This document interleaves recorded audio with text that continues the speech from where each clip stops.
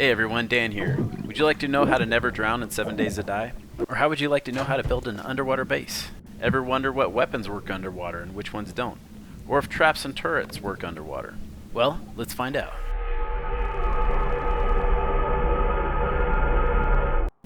Alright, first up we have melee weapons. As you may already know, all melee weapons work underwater with no problems.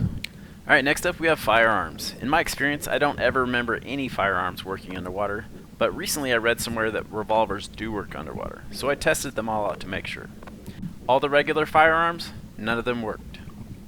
As for revolvers, they didn't work either. However, you can use any gun if you swim up to the top of the water to where your head is poking out and you can shoot down. Alright, so how about bows? Traditional bows and the compound bow won't work. However, the crossbow and the compound crossbow do work. Let's try grenades. You can't pull the pin underwater, but you can throw it.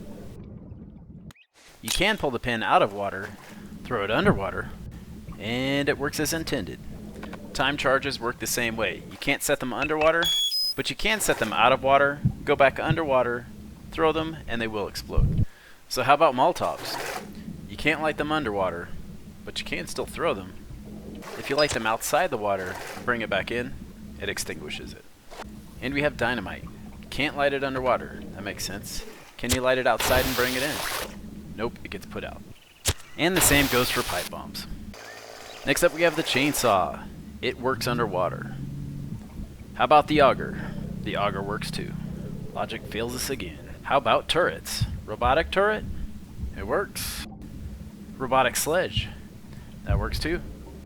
Gas generators and power banks won't work underwater. However, you can set them up on the shore and run the wires underwater. How about wired turrets like the shotgun and machine gun? They actually work great. Alright, how about electric fences? Those shouldn't work underwater. Looks like they work just fine.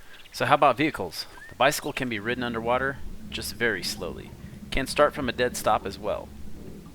The mini bike is very similar. It can also be started from a dead stop underwater. And as you might expect, the motorcycle shares the exact same mechanics as well, and so does the 4x4. So I did notice some strange behavior when trying to test a gyrocopter underwater. When I tried to drive it into the lake, it just bobbed along the surface. I tried it again thinking it might just be a fluke, but it did it again. You can get it to go in the water, you just have to approach the water at a more aggressive angle. Dropping straight out of the sky works great. Another thing that's unique with the gyro is that if it's underwater, it's not slowed down at all, and you can start it and take off as normal. Never want to drown again? Just make sure you're carrying some building blocks. All you have to do is throw down 4 of them like this, and you'll create an air pocket. Anytime you create a roof underwater, it will create an air gap. This is just the smallest and easiest one to come up with. Well, actually, it's not the smallest. You can make an air pocket with 2 blocks called sheets, but when you're drowning, you don't want to have to open up the shapes menu, type in sheet. Then these things sometimes have a hard time lining up. Then you have to approach the correct side of them too to catch your breath, so I just stick with the first method. With these sheets you can actually make an underwater base or a room. It's just not very practical because if one block of the wall gets broken, water will just flood in. But if you want to try it out, here's how.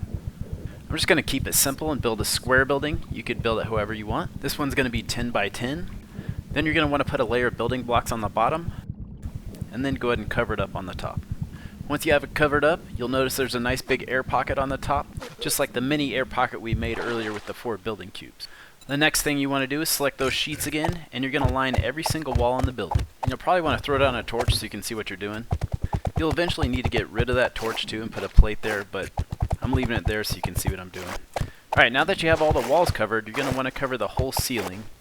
Then you'll notice the water start to disappear as you place them. Once you have the roof covered, you'll notice there's still water in here, but it's a block lower. And we're going to leave that torch there for now. Next, we're going to fill all the remaining space with building cubes. Basically, it's going to displace the water for us. Make sure you don't miss any, or you are going to have some problems. Next up, we're going to get rid of that torch so we don't have any more water coming in here. Now, as you can see, the room's totally dry. You can start picking up these building blocks.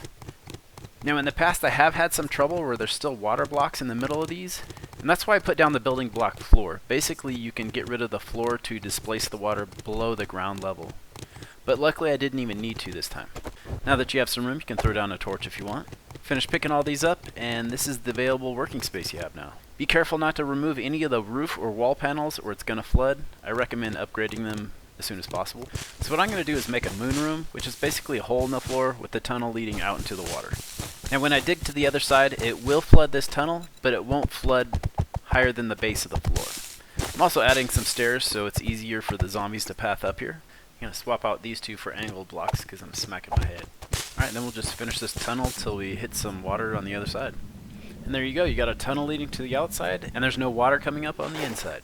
Now you have all this space to set up whatever kind of kill box you like. Here's what I threw together. It's got some room for storage and workbenches as well.